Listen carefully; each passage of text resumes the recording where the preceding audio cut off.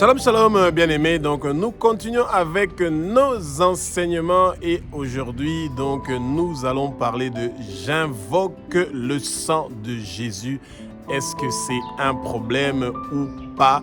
Eh bien, bien-aimés, on n'invoque pas le sang de Jésus. On applique le sang de Jésus. Et c'est ça qui, c'est peut-être du français et que ça amène des difficultés, mais nous savons qu'il y a une religion où on demande explicitement aux gens, donc une doctrine, qui doivent invoquer le sang de Jésus. Alors là, ça devient un grand souci parce que on n'est pas des sorciers pour commencer à invoquer le sang. On applique le sang de Jésus. Et donc, les gens qui invoquent le sang de Jésus, c'est peut-être par ignorance et peut-être que c'est le moment de comprendre le pourquoi nous ne devons pas invoquer le sang de Jésus, mais nous devons appliquer le sang de Jésus. Eh bien, d'abord, il faudra comprendre c'est quoi ce que le sang fait dans la vie de l'homme pour que nous puissions mieux comprendre les choses que le Seigneur veut que nous puissions apprendre sur le sang que son fils Jésus-Christ de Nazareth a versé sur la croix de Golgotha. Quand nous sommes en train de prier, le Seigneur se rappelle du sang que son fils Jésus, bien-aimé, a versé sur la croix de Golgotha pour nous racheter de la main de Satan. Et c'est très important que le Saint-Esprit prenne le contrôle de ma bouche pour que ce que je veux dire, ce ne sont pas des paroles qui viennent de moi, mais ce sont des paroles qui sont inspirées par le Saint-Esprit. Les écailles vont tomber, nos yeux vont s'ouvrir, nous allons connaître la vérité et la vérité va nous affranchir et que le vent impétueux du Saint-Esprit commence à souffler où vous êtes et que vous soyez dans la plénitude du Saint-Esprit et recevez la lumière et que les ténèbres s'éloignent de vous, bien-aimés. Et nous savons que l'heure est arrivée. Le peuple de Dieu doit comprendre, il y a 10 milliards d'habitants dans le monde entier. Et dans les 10 milliards d'habitants dans le monde entier, il y a seulement moins de 1 milliard qui ont reçu Jésus comme Seigneur Sauveur et Maître de sa vie. Il y a encore un grand travail à faire. Il y a plus de 9 milliards d'habitants dans le monde entier qui ont besoin de recevoir la bonne nouvelle. Et le peuple de Dieu doit être formé. Ils doivent être donc bien préparés à pouvoir enseigner, prêcher, évangéliser le monde. Et c'est pour ça qu'il faut bien comprendre ce que la parole est en train de nous dire, bien-aimés. Jésus-Christ de Nazareth, le roi des rois, le Seigneur des seigneurs, celui qui est le Fils de Dieu, celui qui est Dieu, celui qui a versé son sang précieux sur la croix de Golgotha pour pouvoir nous racheter de la main de Satan, eh bien, il fait les mêmes choses qu'il faisait hier, aujourd'hui et éternellement. Et c'est pour ça que le Seigneur veut que nous, ses enfants, nous puissions plus nous rapprocher de lui. Il veut que nous connaissions sa voix, sa parole, lui qui est notre berger et lui qui est le miracle, lui qui est la guérison, lui qui est la lumière, lui qui fait des prodiges, les mêmes miracles qu'il faisait à l'époque des apôtres, il continue à le faire maintenant. La raison pour laquelle beaucoup de gens invoquent le sang de Jésus, c'est notamment parce qu'ils veulent quelque chose de surnaturel, un miracle, un prodige. Eh bien, c'est pas le sang de Jésus qui fait le miracle, qui fait le prodige. Non, c'est le nom de Jésus. Il a reçu le nom qui est au-dessus de tous les noms. Et c'est pour ça que le Seigneur lui donne la puissance quand nous prions ou nous demandons quelque chose en son nom, le roi des rois, le Seigneur des seigneurs. Eh bien, si le temps est arrivé, selon la volonté du Père, il nous exauce et c'est merveilleux. Lévitique 17, 11, du verset 11 au verset 14, nous dit que le sang est la vie. Et la vie est le sang.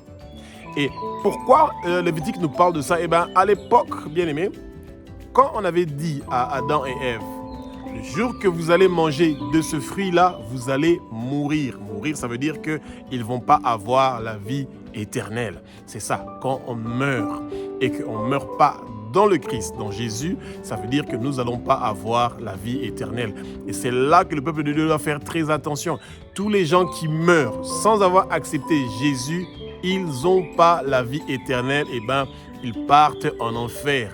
Et c'est ça, et la parole ne va pas changer, elle reste la même. Jésus est le seul chemin qui mène vers le Père. Quand vous n'acceptez pas Jésus comme Seigneur, Sauveur et Maître de votre vie, vous n'avez pas accès à la maison du Père. vous n'avez pas accès au royaume du Père. Et quand on faisait un péché chez les Juifs, on devait faire couler le sang, donc la vie. Et quand on faisait couler le sang, la vie, eh ben, on recevait le pardon de nos péchés et nous avons la vie éternelle. Et c'est ça que Jésus-Christ de Nazareth a fait. Il a accepté que son sang soit versé volontairement pour que lui, il nous donne la vie. Ça veut dire que toute personne qui dit que Jésus est le Fils de Dieu, qu'il est Dieu, qu'il a versé son sang sur la croix de Golgotha pour lui, et qu'il confesse ses péchés, vous recevez le sang. Ça veut dire que le sang de Jésus est versé sur vous. Il est versé en vous. Il coule en vous. Vous appartenez à Jésus. Il demeure en vous parce que vous l'avez invité dans votre vie. Et sa parole va désormais rester en vous. Et vous demandez au Seigneur de vous baptiser du baptême du feu du Saint-Esprit. Et vous avez le guide qui est en train de contrôler votre vie. Collaborer même, c'est le meilleur mot.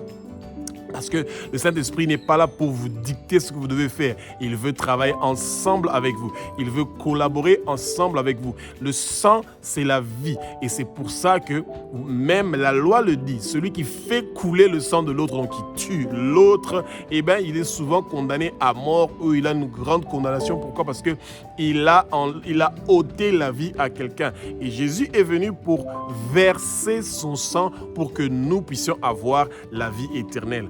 Et il n'y a nulle personne au monde qui peut vous donner la vie éternelle si ce n'est Jésus, celui qui a payé avec sa vie pour que nous puissions avoir la vie éternelle. Et c'est pour ça que nous remercions Jésus-Christ de Nazareth parce que lui qui a commis aucun péché, mais il a accepté de verser son sang volontairement, que son sang soit versé sur la croix de Golgotha, pour que nous puissions être sauvés, que nos péchés soient pardonnés. Le sacrifice, l'offrande que nous étions supposés faire, Jésus a fait ça à notre place. Et nous, il ne nous reste plus qu'à accepter que son nom est un nom qui est merveilleux et que son nom est en train de faire des merveilles.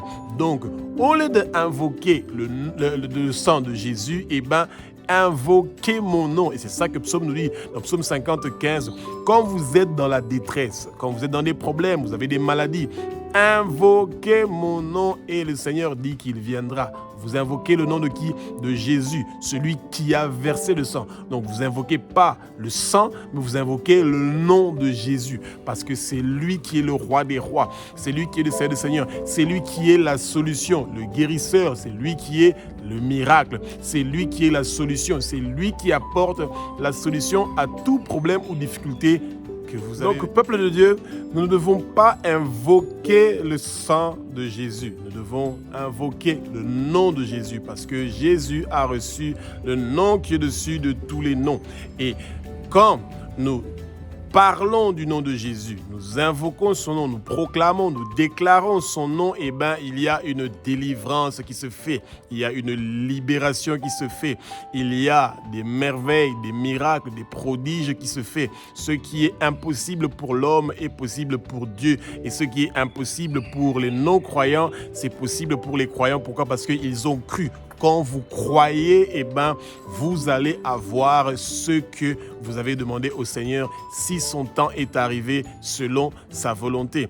Et le Seigneur le fait. Pourquoi? Pour que le nom de Abba, notre Père qui est aussi notre Dieu, pour que son nom soit glorifié. Toute chose qui est faite au nom de Jésus, c'est pas pour que la personne qui a parlé du nom de Jésus soit glorifiée ou que Jésus soit glorifié, c'est pour que Abba, notre Père qui est aussi notre Dieu, notre Roi, soit glorifié. Jésus nous a pas présenté son nom, il a présenté le nom du Père. Lui, il a reçu le nom qui est au-dessus de tous les noms parce que il a versé son sang sur la croix de Golgotha. C'est lui qui a fait le sacrifice, c'est lui qui a fait l'offrande. Et quand nous prions, nous avons accès vers le Père seulement par Jésus. Il est l'échelle. C'est lui qui est la personne qui est entre Abba, notre Père qui est aux cieux, qui est au ciel, et nous les humains. Sans Jésus, comme intermédiaire, sans Jésus comme notre échelle, nous n'avons pas accès au ciel. Et il faut que vous vous rappelez, bien aimés, que la parole nous dit que même les anges utilisent Jésus comme échelle pour quitter le ciel et venir sur terre pour faire des missions. Ça veut dire qu'il n'y a personne qui est exempté. Même les anges, ils ne peuvent pas décider eux-mêmes de descendre sur terre pour venir faire quoi que ce soit sans passer par l'échelle qui est Jésus. Eh bien, Jésus est merveilleux. Nous l'aimons. Il est formidable. C'est un Dieu qui est merveilleux et qui continue à faire les mêmes choses qu'il faisait hier, aujourd'hui et éternellement. Et c'est pour ça, quand nous appelons son nom, quand nous demandons qu'il soit présent à où nous sommes, il continue à faire ses miracles, ses merveilles, ses délivrances. Il nous pousse à rejeter le péché, à vivre dans la sanctification, à vivre dans la crainte du Père pour que nous puissions voir sa gloire et que son nom soit glorifié par notre comportement, par notre façon de faire les choses, par notre présence dans toutes les nations. 1 Jean chapitre 1 au verset 7 nous dit « Si nous marchons dans la lumière, nous sommes en communion avec Dieu. » Et c'est pour ça que chaque fois, bien-aimé, demandez au Seigneur que sa lumière vienne sur nous, pour que les ténèbres s'éloignent de nous. Et ensuite, on nous dit que et le sang précieux de Jésus nous purifie, nous sanctifie, nous éloigne de péché, enlève le péché dans notre vie. Bien-aimés, que le Satan ne vous trompe pas. Jésus a fait un travail complètement complet, parfaitement parfait sur la croix. À part le blasphème contre le Saint-Esprit qui n'est pas pardonné, tout autre péché qui est commis sur terre et a été pardonné par le sang précieux de Jésus. Jésus a vaincu le Satan sur la croix de Golgotha. Il a vaincu le péché. Et c'est pour ça que maintenant, quand vous demandez au Seigneur de vous pardonner vos péchés, il vous le pardonne parce qu'il se rappelle du sang, la vie que son Fils bien-aimé Jésus de Nazareth a donné et a versé pour nous. Et c'est pour ça que, bien-aimé, que quand nous sommes immergés dans le sang précieux de Jésus, eh ben, le monde de ténèbres n'a aucun pouvoir contre nous parce que Jésus est le nom qui nous protège. Le nom de Jésus est le nom qui fait tout ce dont nous avons besoin. Et quand les gens sont en train de commencer à guérir, je te guéris au nom du Saint-Esprit, eh bien, il faut commencer à se poser la question de savoir, est-ce que le Saint-Esprit est celui qui a versé son sang sur la croix? Non. Bien-aimés, faites très attention. Quand les gens sont en train de dire, je te guéris par la puissance du Saint-Esprit, c'est pas le Saint-Esprit qui a versé son sang sur la croix de Golgotha. Ce sont des trucages que les gens sont en train de faire. On guérit au nom de Jésus, celui qui a reçu le pouvoir, alléluia, celui qui a reçu le pouvoir de guérir, c'est Jésus-Christ de Nazareth qui a versé son sang pour que nous puissions avoir la guérison, bien-aimée. Et c'est ça qui est très important que le peuple de Dieu doit comprendre, que quand vous voulez guérir quelqu'un, quand vous voulez avoir une solution, vous demandez cela au nom de Jésus. Vous ne demandez pas cela au nom du Saint-Esprit. C'est l'onction du Saint-Esprit, l'onction de guérison du Saint-Esprit qui descend sur vous pour guérir, oui, mais c'est le nom de Jésus qui est la guérison et qui est le miracle. Peuple de Dieu, faites très attention. Nous avons vu ça dans beaucoup des églises, nous n'allons pas dire les noms, qui sont en train de dire « Reçois la guérison par le Saint-Esprit ». Non. Reçois la guérison au nom de Jésus-Christ de Nazareth. La parole nous dit, vous allez chasser les démons au nom de Jésus-Christ de Nazareth et pas au nom du Saint-Esprit. Le Saint-Esprit est au service de Jésus pour que le nom de Jésus et du Père soit glorifié par le monde, par ce que le nom de Jésus est en train de faire comme miracle et prodige dans le monde. Ces mêmes doctrines-là qui sont en train de parler d'invoquer le sang de Jésus, eh bien, bien aimé, ils ont amené des doctrines qui sont très compliquées et que les chrétiens maintenant pensent qu'ils peuvent pécher volontairement. Et ensuite, la seule chose qu'ils ont besoin de faire, c'est dire que j'invoque le sang de Jésus et ils sont purifiés de leurs péchés qu'ils ont fait. Bien aimé, nous sommes sortis de la parole. C'est bizarre que le peuple de Dieu, quand vous avez reçu Jésus dans votre vie, vous sentez le besoin de vivre dans la sanctification, la crainte du péché. Vous ne voulez plus avoir de péché. Vous ne voulez pas vivre dans le péché. Et c'est vrai que nous commettons des péchés, mais si nous les commettons, ça doit être des péchés que nous sommes en train de commettre inconsciemment ou d'une manière ou d'une autre et que nous devons demander toujours au Saint-Esprit de nous rappeler, de nous dire ce que nous avons fait qui n'a pas fait plaisir au Père, day by day, jour par jour, et demander la repentance, le pardon pour abandonner. Que nous demandons, que nous confessons ces péchés-là et que nous abandonnons ces péchés-là, que nous ne recommençons plus. Notre façon de parler, notre façon de faire les choses doit changer.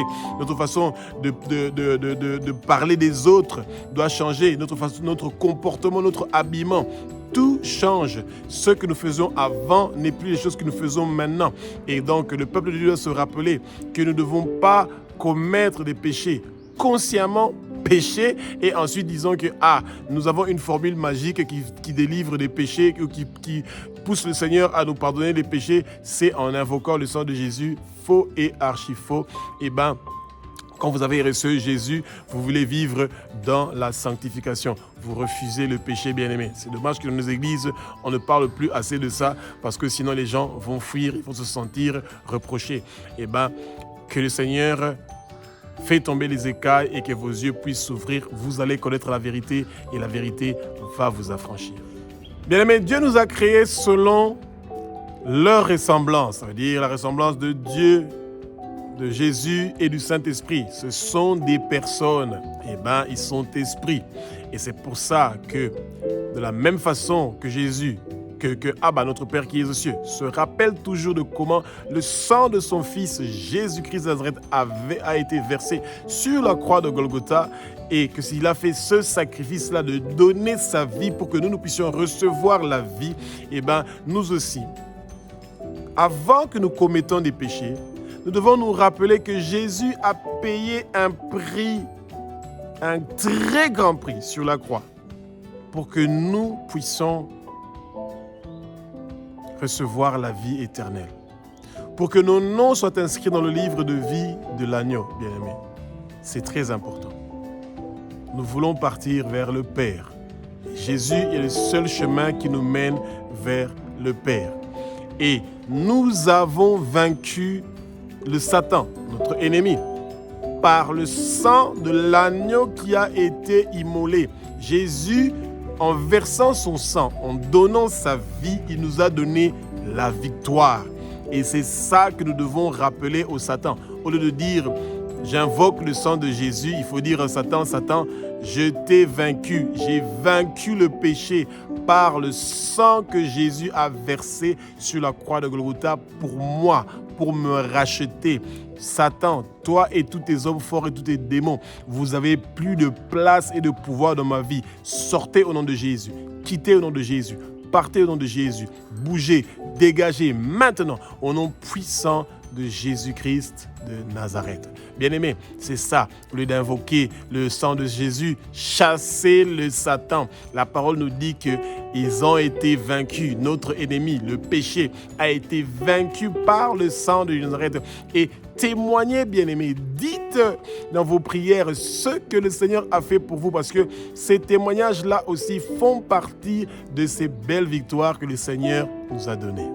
Souvent, quand les gens parlent de la messe, ça veut dire qu'ils crucifient Jésus encore une fois. Et donc, ils retournent Jésus toujours à la croix. Ils sont très contents que Jésus soit à la croix, qu'ils soient en train de le rejeter, de le malmener, de le faire souffrir. Et bien aimé, Jésus a été crucifié une seule fois sur la croix et ça ne va plus se répéter. Et pour votre information, Jésus n'est plus sur la croix. Il est plus que vivant. Il est à la droite du Père, en train d'intercéder pour nous devant le Père et devant les anges. C'est ça que la parole nous dit. Et le peuple de Dieu ne doit pas continuer à croire que Jésus est sur la croix et qu'il continue à être crucifié. C'est ça le souhait du Satan. Ce souhait-là est malheureusement un mensonge parce que Jésus n'est plus sur la croix, bien-aimé. Il a versé une seule fois, il a fait le sacrifice, l'offrande qu'il a donnée. Il s'est donné lui-même pour que nous puissions avoir la vie et nous avons la vie. Bien-aimé, Que le sang précieux de Jésus commence à nettoyer votre pays, à nettoyer la région où vous êtes, que vous soyez complètement lavés, que la région où vous êtes soit immergée dans le sang de Jésus. Bien-aimés, c'est merveilleux ce que le sang de Jésus est en train de faire. Nos corps sont le temple du Saint-Esprit, sanctifiés, purifiés, lavés, complètement nettoyés par le sang précieux de Jésus. Et c'est ça que le Satan n'aime pas entendre. Quand les démons et le Satan entendent parler du sang de Jésus-Christ de Nazareth, de ce que ce sang-là a fait pour nous, ils sont en colère, et ils savent que nous sommes dans les difficultés. Et bien aimés, nous savons que le Seigneur est avec nous et nous allons approfondir nos enseignements sur ce que le sang précieux de Jésus est en train de faire dans notre vie, bien aimés.